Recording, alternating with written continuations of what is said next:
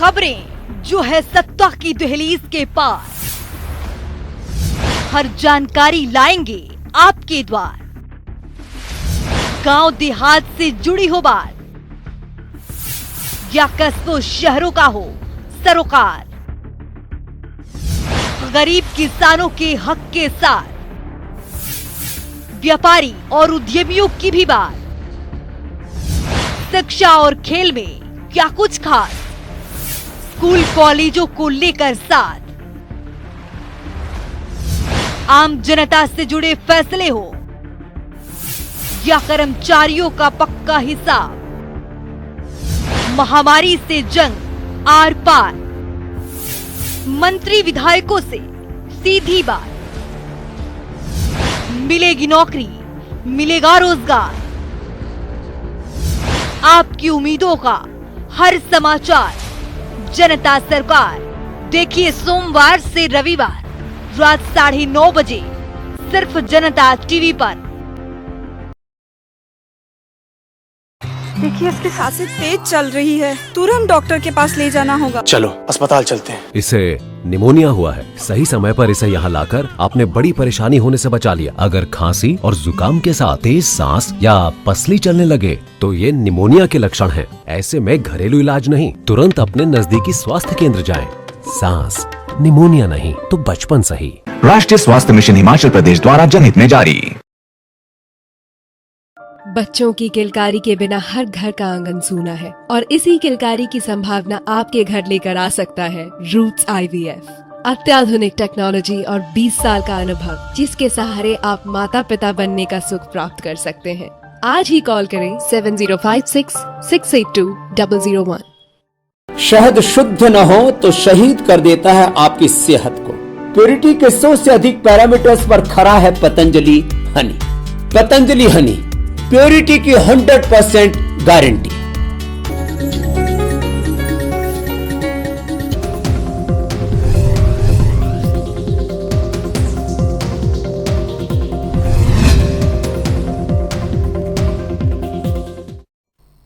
नमस्कार, मैं हूं खुशबू पांडे। स्वागत है आपका हमारे खास कार्यक्रम जनता सरकार में, जिसमें हम बात करेंगे सत्ता के सिंहासन से लेकर जनता के सरोकार तक। साथ ही हम आपको बताएंगे प्रदेश सरकार की हर उस योजना के बारे में जिनका सीधा संबंध हरियाणा के जनता से है।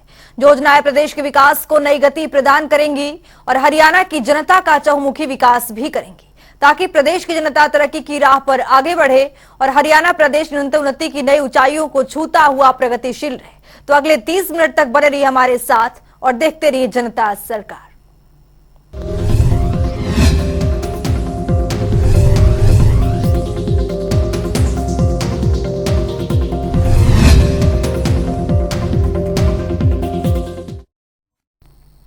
हरियाणा के मुख्यमंत्री मनोहर लाल ने करनाल में बीजेपी नेताओं और कार्यकर्ताओं के साथ लोहड़ी का त्योहार मनाया। इसके साथ ही मुख्यमंत्री मनोहर लाल ने प्रदेशवासियों को लोहड़ी के पावन पर्व की शुभकामनाएं भी दी। का दिन है, लोहड़ी का त्योहार है। खास करके पंजाब के अंदर तो ये बहुत ही घर घर में मनाया जाने वाला त्योहार है। हरियाणा में भी लोगों ने काफी अब एक प्रकार से इसको अडॉप्ट कर लिया है, शुरू कर लिया है, तो यहाँ भी मनाया जाता है। उसके लिए बहुत बहुत शुभकामनाएं। कल 14 जनवरी को मकर संक्रांति का दिन है, इसके लिए भी अग्रिम बधाई, बहुत बहुत शुभकामनाएं। देश भर में आज लोहड़ी का उत्सव धूमधाम के साथ मनाया गया। दरअसल इस दिन सूर्य भगवान और अग्नि देवता का अच्छी फसल की कटाई के धन्यवाद किया जाता है। इस अवसर पर मुख्यमंत्री मनोहर लाल ने ट्वीट कर देशवासियों को लोहड़ी के त्योहार की बधाई दी।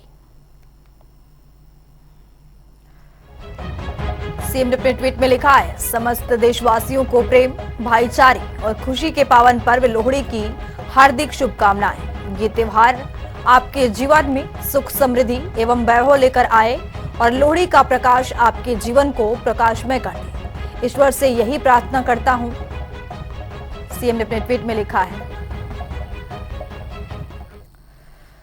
हरियाणा के मुख्यमंत्री मनोहर लाल के मार्गदर्शन में प्रदेश नई ऊंचाइयों को छू रहा है। मजेदार बात यह है कि मुख्यमंत्री के नेतृत्व में G20 शिखर सम्मेलन की मेजबानी का मौका हरियाणा को मिला है। आपको बता दें कि इस ऐतिहासिक मेजबानी के लिए हरियाणा ने तैयारी शुरू कर दी है, जिसको लेकर हरियाणा के मुख्यमंत्री मनोहर लाल ने शुक्रवार को झज्जर के प्रतापगढ़ फार्म का दौरा किया। इस दौरान मुख्यमंत्री मनोहर लाल ने परिसर में बनी गौशाला में अपने हाथों से गाय को गुड़ रोटी भी खिलाई है। रिपोर्ट देखिए।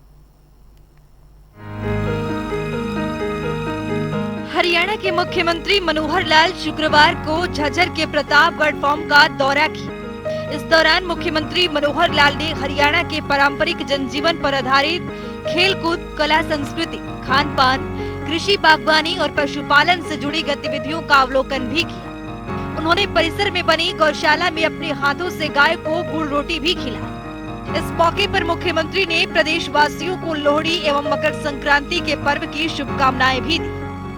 नाम तो हमने बहुत सुना था प्रतापगढ़ फार्म्स का और इच्छा हुई आज देखने की, तो पहली बार मैं आया हूँ। हालांकि यहाँ आने के बाद तो लगा कि मुझे ज़्यादा समय निकाल करके आना चाहिए था, क्योंकि बहुत से प्रकार के जो अलग अलग जो वैरायटीज़ यहाँ के फार्म हाउस की मैंने देखी हैं। सबसे पहले तो मैं इस बात की प्रशंसा करता हूँ, दाद देता हूँ कि श्री प्रताप सिंह फोगाट जी ने और ये जो फार्म हाउस बनाया है 2008 से लगातार ये लगे हुए हैं, यानी 14 साल से ये इसके साथ जुड़े हुए हैं। और कोई ऐसे सामान्य व्यक्ति ऐसा नहीं है, ये एक प्रकार के अच्छे पढ़े लिखे इंसान कॉरपोरेट के अपनी नौकरी को छोड़कर लॉ ग्रेजुएट हैं और MBA हैं, यानी MBA लॉ ग्रेजुएट होने के बाद और इस प्रकार के फार्म हाउस में इन्होंने अपनी रुचि दिखाई है। तो इस प्रकार से एक व्यक्ति कहाँ तक किस चीज़ लेवल तक चीज़ों को पहुँचा सकता है, देखने में भले सामान्य लगती होंगी, लेकिन पूरे अपने ग्रामीण क्षेत्र की एक झलक इन्होंने दी है। और यहाँ जो मुझे पता लगा है कि इस सारे का आनंद लेने के लिए, चाहे वो खाने पीने की वस्तुएं हैं, अलग प्रकार के जो व्यंजन बनते हैं, फिर यहाँ बच्चों के लिए खेलने कूदने के लिए, फिर खेती को देखने वाले वो लोगों के लिए स्पोर्ट्स के नाते, फिर यहाँ जो पक्षियों का जो जू देखा है, फिर जो हमारे कल्चर में हमारी आर्ट एंड कल्चर का जो ट्रेडिशनल हमारा जो उद्योग होते थे पुराने समय के, महिलाएं जो हैं वो भी अपना उस प्रकार के उद्योग करा रही हैं, पुरुष भी अलग अलग प्रकार से दिखा रहे हैं। तो हरियाणा का एक जिसको कहना चाहिए सामूहिक रूप से एक ही स्थान के ऊपर एक बड़ा चित्र ये दिखाने वाला फार्म हाउस है। मैं बहुत ही इसकी प्रशंसा करता हूँ इस फार्म हाउस की, और हमारे प्रदीप सिंह जी फोगाट इनके लिए मैं शुभकामना करता हूँ कि इसको जितना और आगे बढ़ा सकते हैं इसको भी बढ़ाए। और जो एक विलेज टूरिज्म का जो एक प्रोस्पेक्ट्स हैं हमारे हरियाणा में, इसको यहाँ देखने के बाद मुझे लगता है कि इसको और आगे बढ़ाए, न केवल अपने प्रदेश और देश के लोग बल्कि दुनिया के लोग वो भी यहाँ करके देखें, क्योंकि टूरिज्म एक ऐसी चीज़ है जो हर प्रकार के नाते से लाभदायक है, लोगों को रोज़गार भी देता है, हमारी जो इकोनॉमी है वो बढ़ती है, लोगों को एक आनंद के लिए वीकेंड्स के ऊपर तो यहाँ 600, 700, 800 लोग भी एक एक दिन में आते हैं, ऐसा जो जानकारी मिली है। दिल्ली के बहुत नज़दीक है, गुरुग्राम के नज़दीक है, और आसपास के लोग भी यहाँ ज़रूर आते ही होंगे। मैं तो जो भी लोग इस प्रकार के टूरिज्म का आनंद लेने वाले आते हैं उनको आपके माध्यम से कहूँगा कि जब भी कभी आए इस इलाके में तो यहाँ स्थान के ऊपर जरूर आए। इस अवसर पर मुख्यमंत्री मनोहर लाल ने कहा कि भारत की अध्यक्षता में हो रहे G20 शिखर सम्मेलन की प्रदेश में होने वाली प्रस्तावित बैठकों के सफल आयोजन के लिए सरकार ने तैयारियां आरंभ कर दी है। इन बैठकों में पहुंचने वाले विदेशी मेहमानों को प्रदेश के समृद्ध कला एवं संस्कृति से रूबरू करवाने के लिए भी विशेष प्रबंध किए जा रहे हैं। G20 के हमारी जो टीम है, प्रदेश की टीम है और केंद्र में एक टीम बनी है, दोनों ने बैठ करके जो विचार विमर्श किया है, कल उसकी पहली मीटिंग हुई है। एजेंडे में हमने कुछ चीज़ें रखी हैं, अब जब तक वो उसको क्लियरेंस नहीं मिलती है तब तक तो हम कुछ नहीं कह सकते, लेकिन हमने प्रतापगढ़ का ये फार्म हाउस भी उनके एजेंडे में रखा है कि हम क्यों नहीं एक दिन या थोड़ा समय, जितना भी समय मिले, यहाँ आकर के हमारे सारे सिस्टम को भी देखें, ग्रामीण क्षेत्र का जो है हमारा सारे जो कैसा वातावरण होता है, कैसा हमारा कल्चर है, कैसा हमारा खान पीन की सिस्टम्स हैं, उन सबको देखें, कुछ ना कुछ हरियाणा की अच्छी यादें अपने साथ लेकर के जाए। हमारा पूरा प्रयत्न रहेगा कि वो लोग यहाँ आए, लेकिन फाइनल जब केंद्र सरकार की ओर से ये सारे विषय हो जाएंगे, G20 की जो टीम है वो इसको स्वयं भी देखने के लिए आएंगे, क्योंकि बहुत बड़ा एक समिट है, वो इंटरनेशनल लेवल का समिट है, तो इसलिए जब तक वहाँ से क्लियरेंस नहीं मिलती तब तक नहीं कहा जा सकता। हमारा प्रयत्न है कि यहाँ वो आए। मुख्यमंत्री ने कहा कि हमने G20 शिखर सम्मेलन की प्रदेश में होने वाली बैठकों के प्रबंधों को पुख्ता बनाने के लिए तैयारियां शुरू कर दी। वहीं मुख्यमंत्री मनोहर लाल ने कहा कि प्रतापगढ़ फार्म का दौरा कर एक ही स्थान पर ग्रामीण जनजीवन के सामूहिक दर्शन से वे बेहद प्रभावित हुए। इस फार्म के माध्यम से विलेज टूरिज्म को प्रोत्साहन मिला है। उन्होंने कहा कि भिंडावास और सुल्तानपुर पक्षी अभ्यारण्य रामसर साइट से जुड़ चुके हैं और एनसीआर में होने के कारण आने वाले समय में यहाँ पर पर्यटन को बढ़ावा अवश्य मिलेगा। 2 कार्यक्रम हमें मिले हैं, एक तो मार्च के 1, 2, 3, 4 तारीख और एक फिर आगे अगस्त में होगा। तो इन दोनों कार्यक्रमों के लिए हम, क्योंकि हमारे मेहमान हैं, उनके स्वागत के लिए, आवभगत के लिए हम पलके बिछाए हुए हैं और हर संभव प्रयत्न ऐसा रहेगा कि यहाँ से वो एक यादगार लेकर के जाए। हमारे लिए भी बहुत एक अच्छा ये अवसर होगा कि अपने आप को हम उनके सामने प्रोजेक्ट कर सके। हमारी जो प्रदेश की नीतियाँ, पॉलिसीज, अचीवमेंट्स जहाँ जहाँ वो ठहरेंगे उस सारे बारे में उनको अवगत कराएंगे और निश्चित रूप से हमारा नेशनल और इंटरनेशनल लेवल के ऊपर हरियाणा का नाम आगे बढ़े, ये हम चाहेंगे। देखिए, क्योंकि ये सारी चीज़ें समय लगता है इसमें, क्योंकि वो रामसर साइट्स बन चुकी हैं, चाहे भिंडावास है, चाहे सुल्तानपुर लेक है। अब रामसर साइट्स जो होती हैं उसमें नेशनल लेवल के, इंटरनेशनल लेवल के लोगों का भी एक ध्यान जाता है, हमारे भी ध्यान में आ गया है। तो उसकी सारी प्लानिंग हमने टूरिज्म डिपार्टमेंट को कही है। बल्कि इसके साथ अभी पिछले दिनों में मैं जो दमदमा लेक वहाँ भी गया हूँ, तो दमदमा लेक को भी उसी प्रकार का, क्योंकि ये सब स्थान एनसीआर एरिया में पड़ते हैं, दिल्ली के बहुत नज़दीक हैं, तो कैपिटल के नज़दीक होने के कारण से इनका सबकी संभावनाएं बहुत अच्छी हैं, बहुत बड़ी हैं। इसके ऊपर सबके ऊपर हम काम करेंगे। मुख्यमंत्री मनोहर लाल ने कहा कि प्रधानमंत्री नरेंद्र मोदी के नेतृत्व में भारत पहली बार G20 ग्रुप की बैठकों की अध्यक्षता कर रहा है। ये हमारे लिए गर्व की बात है कि आज भारत की पहचान वैश्विक स्तर पर मजबूत हुई है। G20 की कुछ बैठकें हरियाणा में होनी प्रस्तावित है, जिनको लेकर गत दिवस नई दिल्ली में भी केंद्र और राज्य के उच्च अधिकारियों की संयुक्त बैठक हो चुकी है। जनता टीवी के लिए झज्जर से विकास महिला की रिपोर्ट। कई सारी चुनौतियों को पार करते हुए हरियाणा मुख्यमंत्री मनोहर लाल के नेतृत्व में विकास के पथ पर आगे बढ़ रहा है। मुख्यमंत्री की मनोहर नीतियों और योजनाओं का हरियाणा के नागरिक लाभ उठा रहे हैं। आज हरियाणा विकास के मामले में अन्य राज्यों से आगे है। मनोहर सरकार में हरियाणा उन्नति और प्रगति के पथ पर आगे बढ़ रहा है। ये रिपोर्ट देखिए।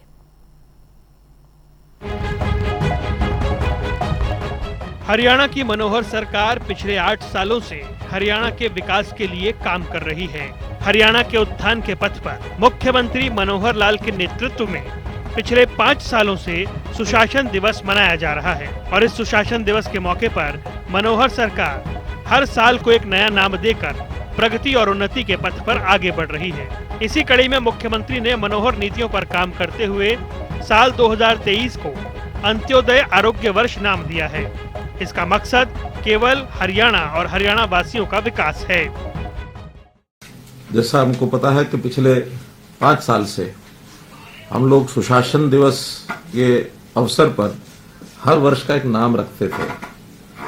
पहला वर्ष हमने सुशासन वर्ष रखा, फिर सुशासन संकल्प वर्ष रखा, सुशासन परिणाम वर्ष रखा, फिर अंत्योदय उत्थान वर्ष रखा और इस बार का जो 2023 का ये वर्ष है अंत्योदय आरोग्य वर्ष, इसका नाम दिया है। और हेतु यही है कि समाज का एक बहुत बड़ा वर्ग, संख्या में मैं कह सकता हूं कि लगभग 40% ऐसा वर्ग है जो अपने जीवन यापन को बड़ी कठिनाई से करता है, जिनको हम निम्न आय वर्ग कह सकते हैं, जिसको बीपीएल नाम से भी हम पुकारते हैं। हमने इस बीपीएल की जो परिभाषा है उसको थोड़ा बदला है।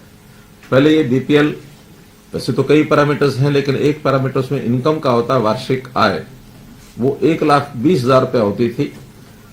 पिछले 2 वर्ष से इसको बढ़ाकर हमने 1,80,000 रुपया किया है। तो 1,20 तक तो ये संख्या 15 लाख के आसपास ही रहती थी। कभी थोड़ा आंकड़ा आगे पीछे हो जाता था, लेकिन उस समय तक हमारे पास कोई बहुत बड़ा प्रमाणित ऐसा आय का डाटा ये होता नहीं था। हमने जब से परिवार पहचान पत्र लागू किया तो उसमें उस परिवार की प्रमुख बातें जो एकत्र की, जिसका सत्यापन किया, वेरिफिकेशन हुआ, उसमें जैसे डेट ऑफ बर्थ है, जैसे उस व्यक्ति का व्यवसाय है, आयु के हिसाब से उसकी जो भी यानी उसका जो व्यस्तता रहती है, उसमें विद्यार्थी है तो विद्यार्थी अथवा व्यवसाय करता है व्यवसाय, 60 वर्ष की आयु के बाद उसको सोशल जस्टिस के लाभ उसको मिले, इस प्रकार से ये सब बातें उसमें रहती थी। सत्यापन करने के बाद आय के हिसाब से अब जो ध्यान में आया है कि ये आंकड़ा हमारा बीपीएल का ये 29 लाख हो गया है। तो हमने 29 लाख लोगों की चिंता, जो आबादी का लगभग 40% बनता है, इसकी चिंता सबसे पहले की जाए। उसी का अधिकार मैं मान के चलता हूं कि सरकारी जितने भी रिसोर्सेज है, संसाधन हैं, उसके ऊपर पहला अधिकार उनका है। उनको मुख्य धारा में लाना, उनकी आय को बढ़ाना, जिसके कारण से प्रदेश की आर्थिक स्थिति अच्छी होगी, देश की आर्थिक स्थिति में भी बढ़ोतरी होगी। तो गरीब आदमी को लाभ पहुंचाने का हमारा एक संकल्प, और उसमें भी जैसा 5 चीजें हमेशा मैं चर्चा करता हूं, 5S, शिक्षा, स्वास्थ्य, सुरक्षा, स्वावलंबन और स्वाभिमान। तो इन 5 चीजों में उनको कैसे बूस्ट मिले। शिक्षा के नाते हम लोगों ने बहुत से विद्यालय पहले जो बढ़ाए थे, बढ़ाने के बाद शिक्षा का स्तर अच्छा करने के लिए बहुत से काम किए। अध्यापकों को भी ठीक भर्ती उसकी वहां होकर के शिक्षा अच्छी मिले। अध्यापकों की जो कमी है उसको हम पूरा कर रहे हैं, चाहे वो भर्ती के नाते, चाहे एचकेआरएम के नाते। नए प्रकार के स्कूल, संस्कृति मॉडल स्कूल, ये भी हम नए शुरू किए हैं। अगर कुछ गरीब बच्चे प्राइवेट स्कूलों में पढ़ना चाहते हैं तो उनकी चिराग योजना के अंतर्गत उनकी फीस देने की बात भी हमने शुरू की है। अभी पिछले 1 वर्ष से सब स्कूलों में डुअल डेस्क की व्यवस्था और वहां इंफ्रास्ट्रक्चर के नाते जो कमियां हैं वो सब पूरी कर रहे हैं। मुख्यमंत्री मनोहर लाल का प्रयास हरियाणा प्रदेश और नागरिकों का विकास है। मुख्यमंत्री का प्रयास है कि अंतिम पंक्ति में खड़े अंतिम व्यक्ति तक सरकार की योजनाएं पहुंचे, जिससे हर किसी का विकास संभव हो सके। नीतियों और योजनाओं पर काम करते हुए मुख्यमंत्री मनोहर लाल नागरिकों के बेहतर स्वास्थ्य के लिए भी काम कर रहे हैं। इसके तहत न केवल पात्र नागरिकों को योजनाओं के तहत लाभ पहुंचाया जा रहा है, बल्कि नागरिकों का स्वास्थ्य परीक्षण भी करवाया जा रहा है, जिससे कि स्वस्थ हरियाणा का सपना साकार हो सके। अब स्वास्थ्य के बारे में जब विचार करते हैं तो प्रधानमंत्री जी ने भी एक योजना जो आयुष्मान भारत तय की थी, जिसके अंतर्गत हर परिवार का 5 लाख रुपए तक का स्वास्थ्य बीमा ये किया गया। बहुत से लाभ उसका लोग लाभ उठा रहे थे, लेकिन उस संख्या को बढ़ाया गया है चिरायु योजना के नाम से, और ये संख्या 29 लाख परिवार अर्थात 1.25 करोड़ आबादी, उसको ये लाभ पूरा मिलेगा। हर ऐसे नागरिक का पहले फेज में 80 तक, दूसरे फेज में उससे आगे भी बढ़ेंगे, उनका एक प्रकार से शारीरिक स्वास्थ्य परीक्षण ये करने की योजना भी बनी है, जिसमें लगभग अभी तक 1 लाख लोगों का और स्वास्थ्य परीक्षण हो चुका है। क्योंकि ये बड़ा काम है, इसके सेंटर्स हमको बढ़ाने पड़ेंगे। साल भर तक ये लगातार चलेगा तो ये 180 तक की आबादी, इसको सबको हम स्वास्थ्य परीक्षण इसका करा सकेंगे, ताकि जरूरत पड़ने पर वो अपना स्वास्थ्य का एक प्रकार से जांच करा के उसमें कोई आवश्यकता है तो उसका इलाज भी व्यक्ति करा सके। इसी प्रकार लोगों के रोजगार के लिए हर ऐसा परिवार जिसके घर में आय कम है, उसके एक व्यक्ति को रोजगार कैसे दिया जाए, मुख्यमंत्री अंत्योदय उत्थान योजना ये हमने चलाई थी। लगभग 30,000 लोगों को उसके अंतर्गत लोन्स दिए गए हैं। कुछ लोगों की स्किलिंग के माध्यम से उनकी ट्रेनिंग हो रही है ताकि अपना काम वो कर सकें। एचकेआरएन जो नया एक पोर्टल बनाया है, उसमें भी अभी तक 4,000 लोगों को और जो गरीब परिवार हैं उनको टेम्परेरी एक नौकरी दी गई है। तो ऐसे उनके व्यवसाय के लिए हम सारे काम कर रहे हैं। अब जो इस वर्ष के प्रारंभ में हमने कहा कि इनको सबको, जिनके राशन कार्ड नहीं है, ऐसे परिवारों को राशन कार्ड ऑटोमेटिकली बन जाएगा। तो ऑटोमेटिकली राशन कार्ड बनाने में जब उसका एनालिसिस किया गया तो बहुत ऐसे परिवार हैं जिनको राशन कार्ड पहले से वर्षों से नहीं मिले हैं, और बहुत ऐसे भी हैं जो उस पैरामीटर से बाहर हैं, जो राशन कार्ड का लाभ उठा रहे हैं, पीले राशन कार्ड का, वो वास्तव में अपात्र हैं, जो डिजर्व नहीं करते हैं। ऐसे लोगों के राशन कार्ड काटे भी हैं। क्योंकि ये बड़ी एक्सरसाइज थी, तो इस बड़ी एक्सरसाइज में स्वाभाविक है टेक्निकली या फिर स्वयं लोगों ने जिसका निरीक्षण किया है उसमें से जो एक जिसको कहना चाहिए सर्वे किया है, तो उस सर्वे में बहुत सी गलतियां रहना स्वाभाविक है। तो जो गलतियां उसमें ध्यान में आई हैं, तो उन गलतियों को ठीक करने के लिए हम जनवरी माह में ऐसे सब लोगों की शिकायतें लेकर के उनकी गलतियां ठीक कर देंगे, ऐसा आज मैंने एडीसीज की मीटिंग लेकर के और निर्देश दिए हैं और उन्होंने भी तय किया कि 31 जनवरी तक ये सारी चीजें हम ठीक कर देंगे। उसके लिए 2 टेलीफोन नंबर भी जारी किए गए हैं और उन टेलीफोन नंबर के ऊपर लोग अपनी शिकायत करा सकते हैं। टेलीफोन नंबर है 1800-180-2087। तो ये जो 11 अंकों का नंबर रहता है और इसी प्रकार से जो 4 अंकों का एक छोटा नंबर होता है 1967।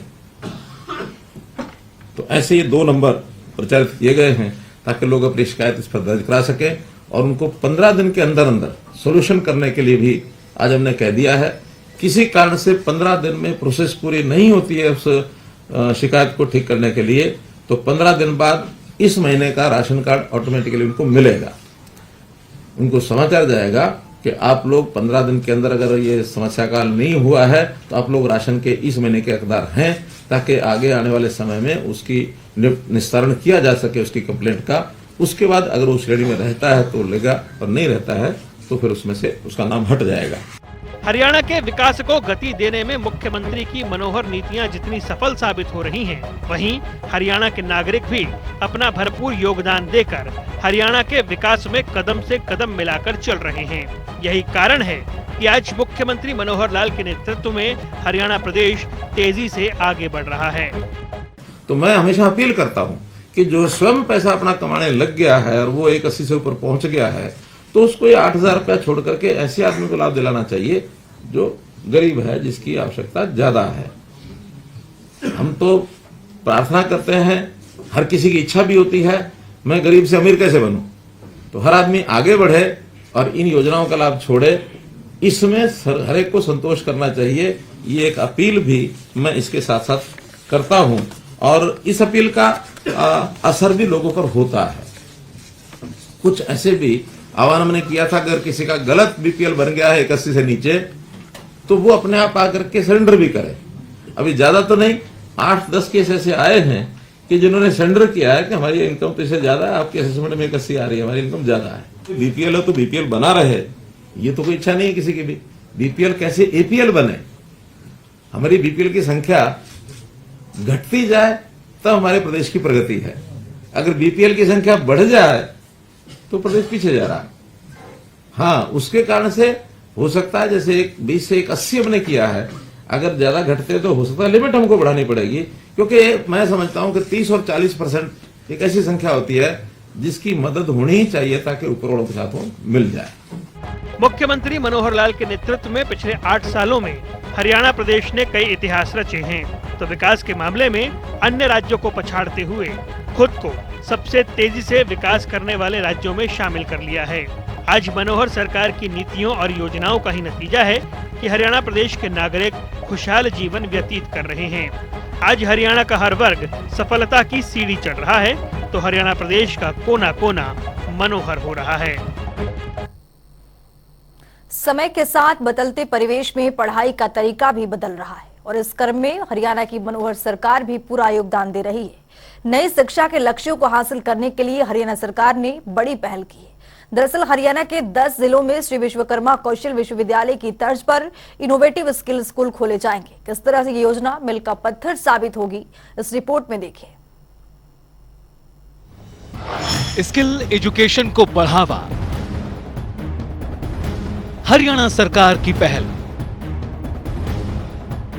स्कूल स्तर पर स्किल एजुकेशन को बढ़ावा देने के लिए हरियाणा सरकार ने बड़ी पहल की है।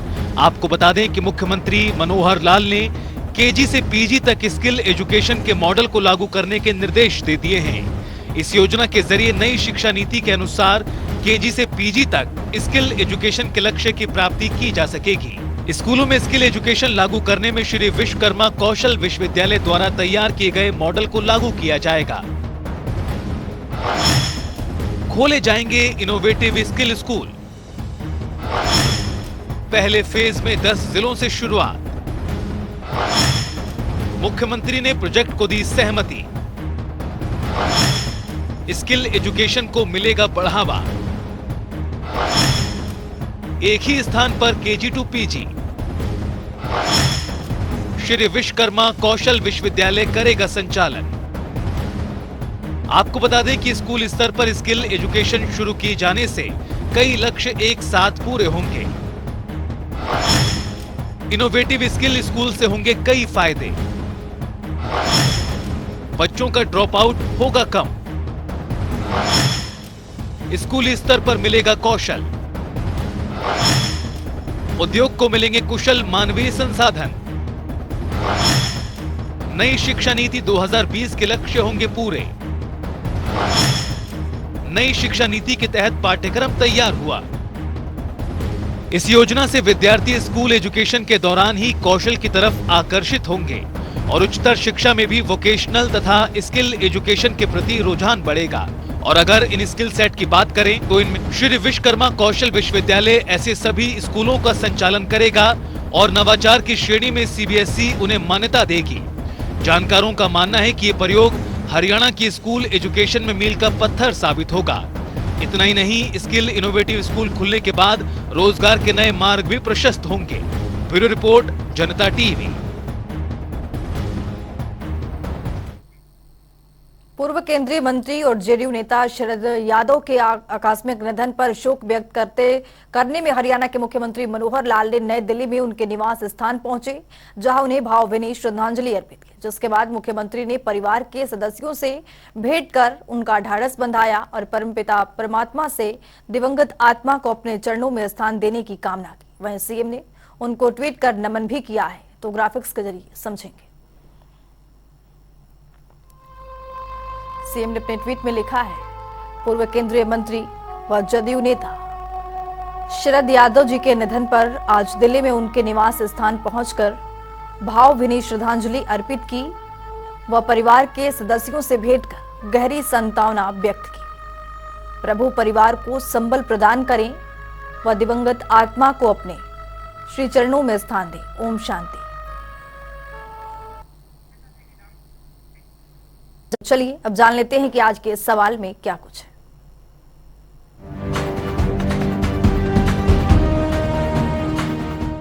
हर रोज की तरह हाजिर हूं आज का सवाल लेकर। जैसा कि आप जानते हैं, हर रोज एक नया सवाल पूछते हैं और सही जवाब देने वाले के नाम और तस्वीर अपने टेलीविजन स्क्रीन पर दिखाते हैं, साथ ही उसको उपहार भी देते हैं।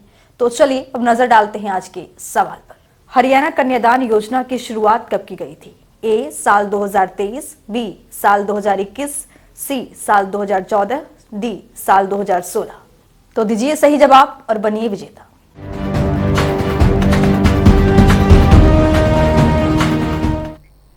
तो हमारे खास कार्यक्रम जनता सरकार में आज के लिए इतना ही। नमस्कार।